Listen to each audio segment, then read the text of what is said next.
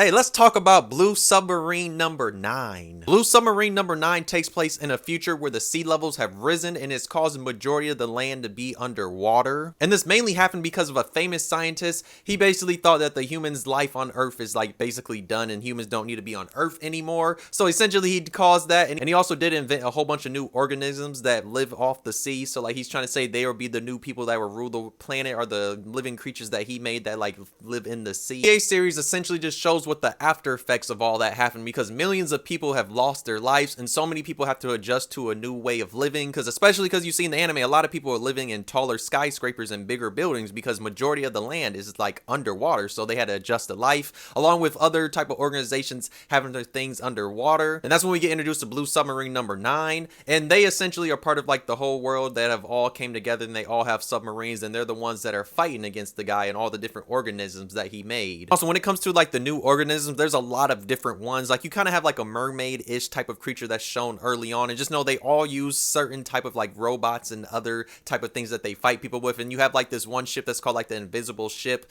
that has like this one rat guy, and he's always beefing with Blue Submarine number 9 and like all the other humans because like they hate the humans. Now, one of the more interesting things about this series is like how all the governments have came together and they're all using submarines just to like stop this one mad scientist. And then when it comes to the scientists, the two main characters actually do have a conversation with him, and I can't lie, his mindset is kind of like Thanos, because he was essentially saying that it was necessary for him to take out all the millions of people that he did, mainly because when it comes to the food supply on Earth, he needed that his like new race that he basically made, that they could survive too along with the humans. And he's also saying that they need to coexist. So like he kind of just sounds like Thanos in a way if you actually just like see what he's saying, especially like the way he was talking. I do have to talk about the grand scheme that the scientist has. So essentially his part 1 was basically making the sea levels rise, and he achieved that. And his second part is essentially to switch the shifts, and that's going to essentially cause that the human race really can't survive on Earth, because like the way it would switch would like mess up with a lot of different things with climate wise and other things. So that's one of his like grand goals that he wants to accomplish,